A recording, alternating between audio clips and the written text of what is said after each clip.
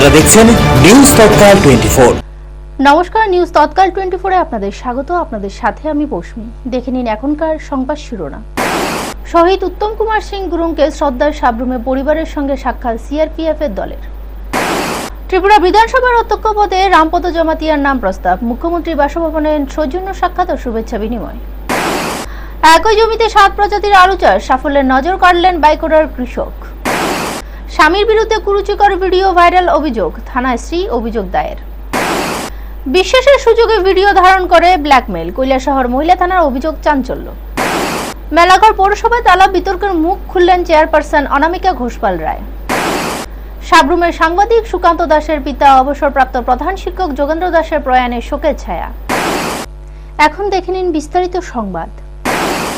দেশের মাটিতে সুরক্ষিত রাখতে নিজের প্রাণ উৎসর্গ করেছিলেন সাব্রুম শহরের এক বীর সন্তান।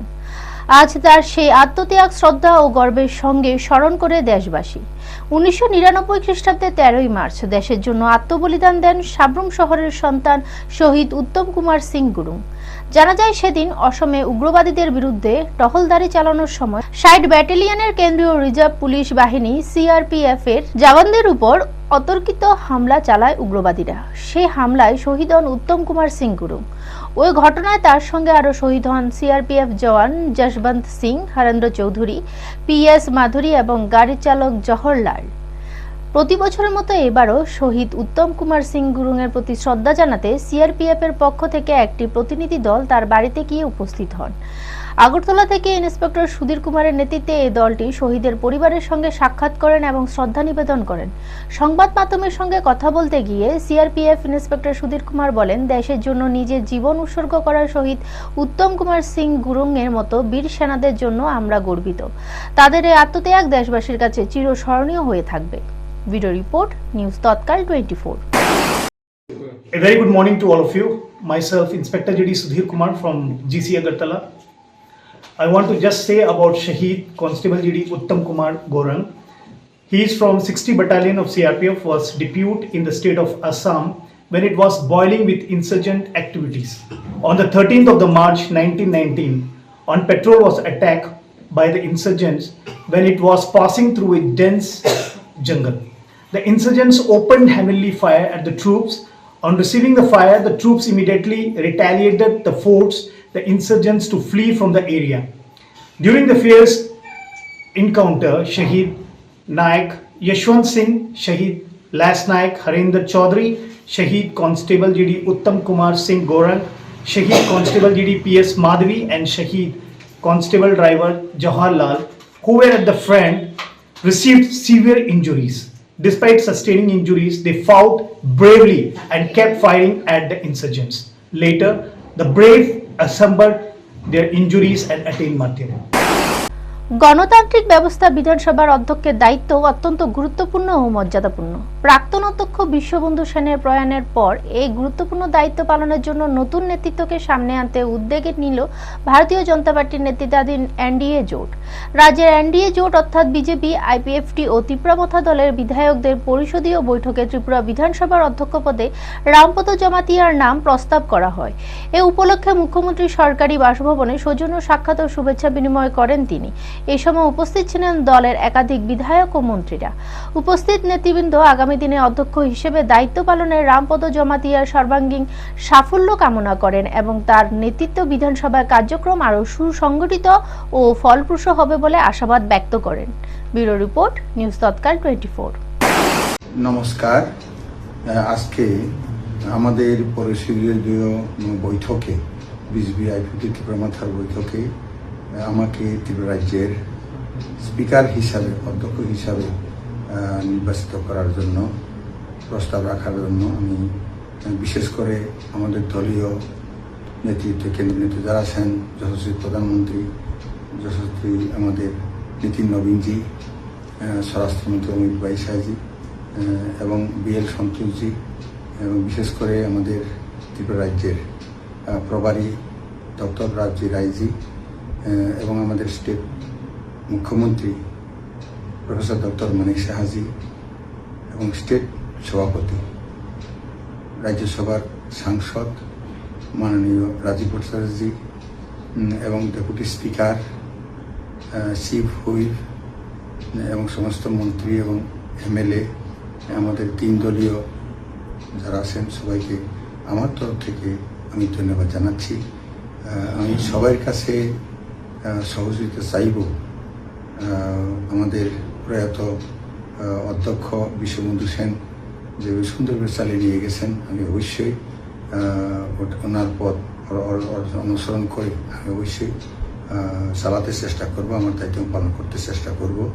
আমার দলীয় যারা সবাই আছেন, বিধায়করা, মন্ত্রীরা যারা আছেন এবং অন্যান্য যারা আমাদের প্রেস মিডিয়া আছেন, সোশ্যাল মিডিয়া আছেন, প্রেস মিডিয়া, সবার কাছেও আমি সহযোগিতা চাইব।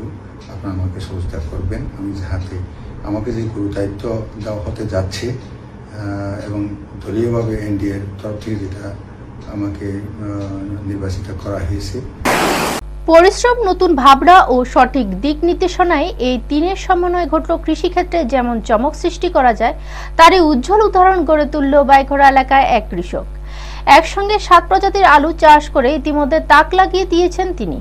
দক্ষিণ ত্রিপুরার শান্তিরবাজার মহকুমা জোলাইবাড়ি বিধানসভা কেন্দ্রের অন্তর্গত পূর্ব চড়কবাই গ্রাম পঞ্চায়েতের এলাকার কৃষক মৃণাল দেবনাথ জোলাইবাড়ি কৃষি দপ্তরের সহযোগিতায় একই জমিতে 7 প্রজাতির আলু সফল চাষ করে নজির স্থাপন করেছেন। তিনি হিমালিনী, চিপসোনা, নীলকণ্ঠ, পোকরাজ, করণ, সঙ্গম এবং উদয় এই 7 প্রজাতির আলু চাষ করেন। এর মধ্যে নীলকণ্ঠ আলু বিশেষভাবে ব্যতিক্রমী। জানা যায়, কর্মসূত্রে বহিরাজ্যে যাওয়ার সময় সেখান থেকে মাত্র 4টি নীলকণ্ঠ আলু এনে তিনি 16টি চারা রোপণ করেন।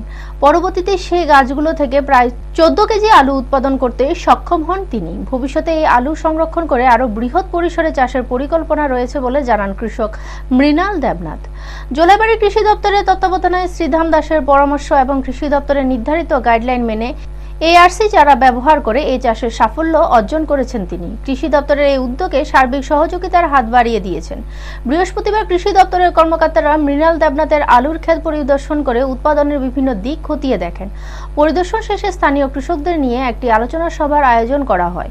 সেখানে রাজ্য ও কেন্দ্র সরকারের কৃষকদের উন্নয়নের জন্য কি কি পদক্ষেপ গ্রহণ করেছেন সে বিষয়ে বিস্তারিত আলোচনা করা হয়। পাশাপাশি কৃষি দপ্তরের সহযোগিতায় কৃষক মৃণাল দেবনাথকে কিভাবে এই সাফল্যের অর্জন করেছেন এবং উৎপাদিত আলু কিভাবে সংরক্ষণ করা যায় সেই সব বিষয়ে কৃষকদের অবহিত করা হয়। এই অনুষ্ঠানে উপস্থিত ছিলেন জোলাইবাড়ি পঞ্চায়েত সমিতির chairman Tapas Dutta, vice chairman Keshab Chowdhury, BSC chairman Ashok Mog, Jolaibari কৃষি দপ্তরের তত্ত্বাবধায়ক শ্রীধাম দাস সহ অন্যান্যরা। অনুষ্ঠান শেষে সংবাদ মাধ্যমের সামনে কৃষি দপ্তরের তত্ত্বাবধায়ক শ্রীধাম দাস মৃণাল দেবনাথের এই উদ্যোগ ও সাফল্যের কথা তুলে ধরেন। অপরদিকে কৃষক মৃণাল দেবনাথ নিজ অভিজ্ঞতা ও ভবিষ্যৎ পরিকল্পনার কথাও জানান। ব্যুরো রিপোর্ট, নিউজ তৎকাল 24। নমস্কার, আমরা আজকে জোলাইবাড়ি কৃষি মহকুমার অধীন পূর্ব চড়কবাই পঞ্চায়েতে মৃণাল দেবনাথ নামে একজন কৃষক, ওনার জমিতে আলুর ফলন মাপার জন্য, পরিদর্শন করার জন্য আমরা জোলাইবাড়ি ব্লকের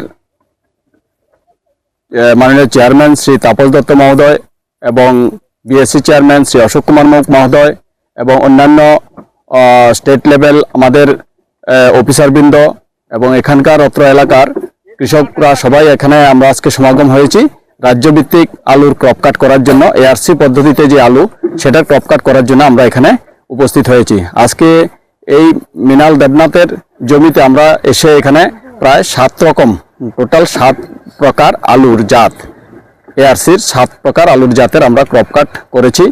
আমরা এখানে যেটা চারা দিয়ে যে আলুটা আমরা চাষ করেছি, বিশেষত ওইটাই আমরা আজকে ক্রপ কাট করেছি। যে গত সিজনে আমরা চারা দিয়েছিলাম, সেই চারা থেকে যদিও আমরা লেটে চারাগুলো দিয়েছিলাম, সেই চারা থেকে আমরা দেখেছি যে আজকে আমরা প্রায় 47 MT প্রতি হেক্টরে আমরা ফলন পেয়েছি। স্যার, আমার নাম মৃণাল দেবনাথ। আমি পূর্ব চড়কবাই গ্রাম পঞ্চায়েতের একজন কৃষক এবং ফুল এবং আলু চাষি। তা আমি এবছর 7 জাতের আলু চাষ করেছি গভর্নমেন্টের সহায়তায়। পুরোপুরি কৃষি দপ্তর এবং ব্লক বিভিন্ন দপ্তর থেকে আমাকে প্রতিনিয়ত সহায়তা করা হয়েছে। এই সহায়তার কারণে আমি আলু চাষ করেছি, ভালো আলু হয়েছে, 7 জাতেই ভালো রেকর্ড পরিমাণ উৎপাদন হয়েছে। এর জন্য আমি খুবই খুশি এবং আগামী দিনে আমি অন্যান্য কৃষকদেরও বলবো গভর্নমেন্টের সহায়তা নিয়ে যে কৃষক যে আলু চাষ করে নিজে স্বাবলম্বী হোক এবং অন্যদের স্বাবলম্বী হতে সহায়তা করুক।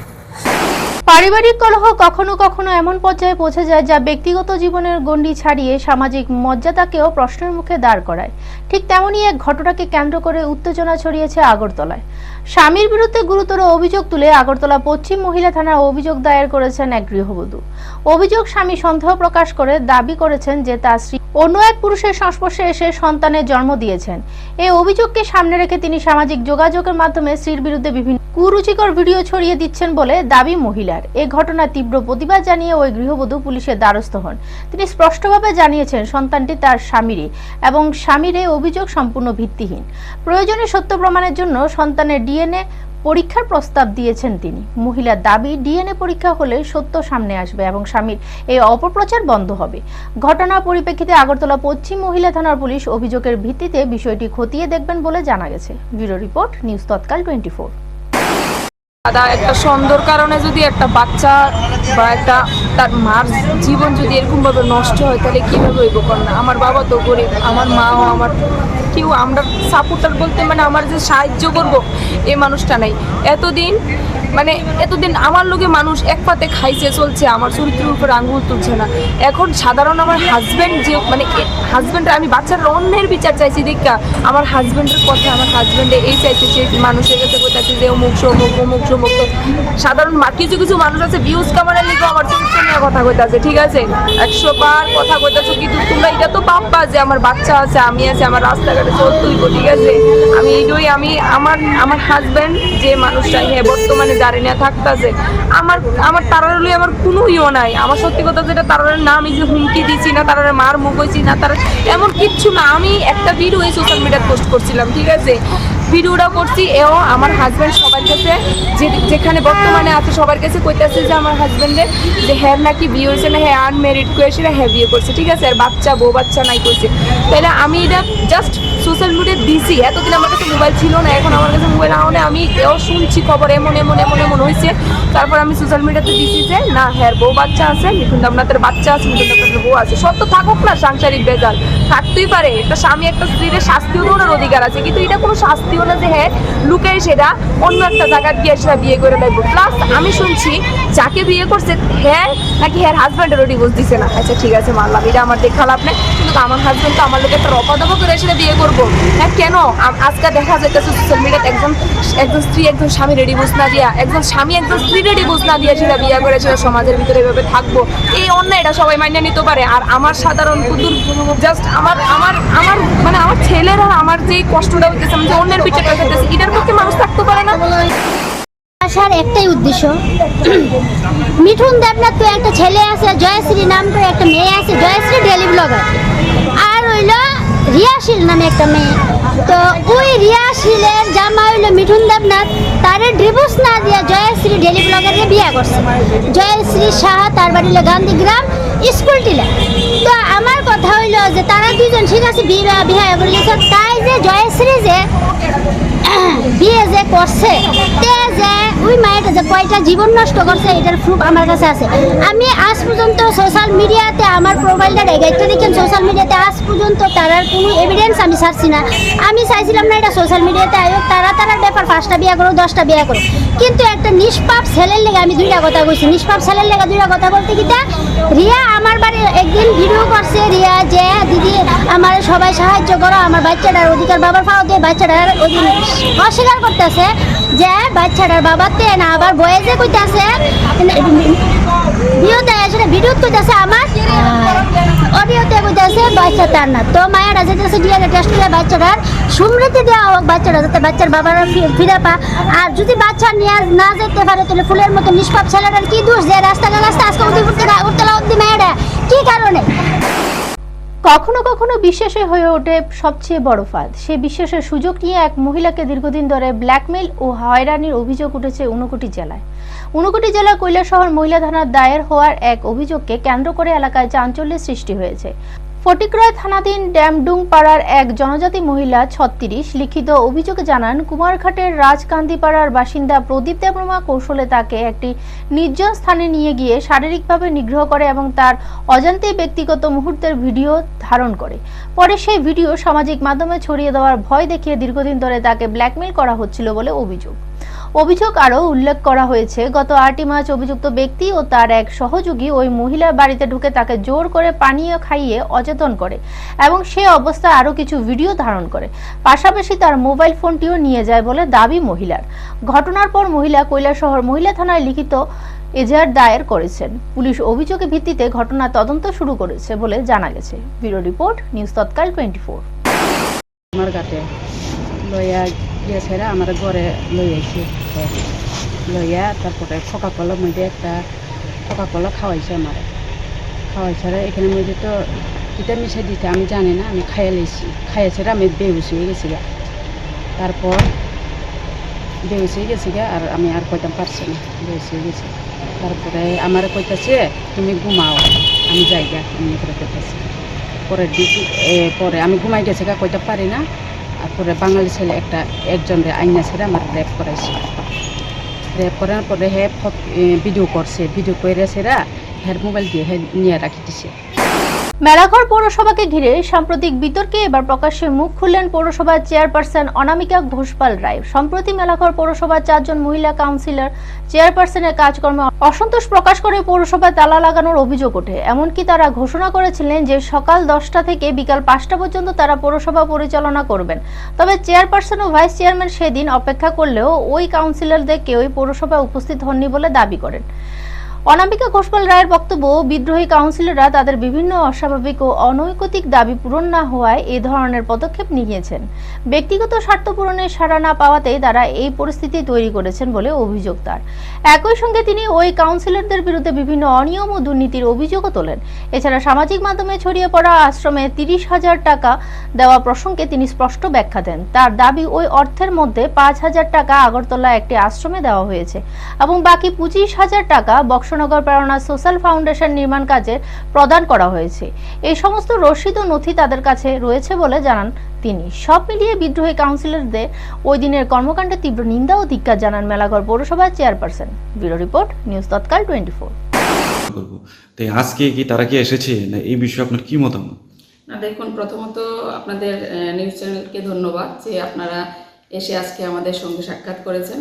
তো আমরা আজকে প্রায় 11টা থেকে আমরা মিউনিসিপ্যালিটিতে আছি, বাট তারা কেউ আসেনি।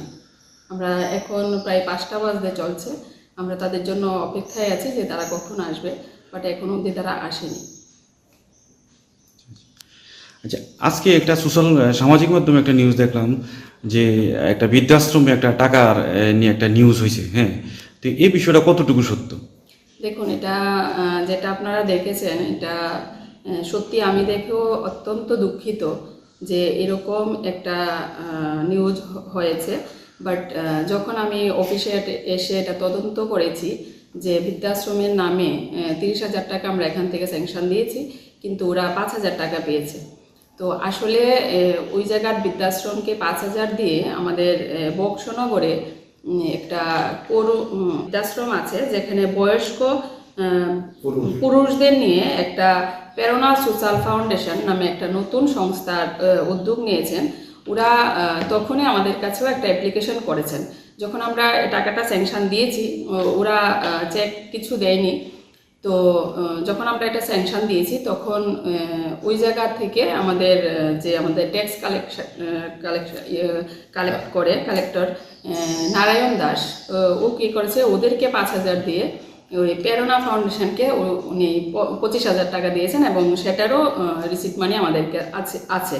আপনারা যদি দেখতে চান আপনারা দেখতে পারেন। এবং আমি এসে সঙ্গে সঙ্গে ওর মোবাইল থেকে ওই জায়গার যারা দায়িত্বপ্রাপ্ত যারা আছে তাদের সঙ্গে আমি কথা বলেছি এবং আপনারা যদি সন্দেহ থাকে যে ও দিয়েছে কিনা আপনারা ওইখানে যেতে পারেন, গিয়ে আপনারা দেখতে পারেন। ওই দিকের কন্ডিশন খুবই খারাপ।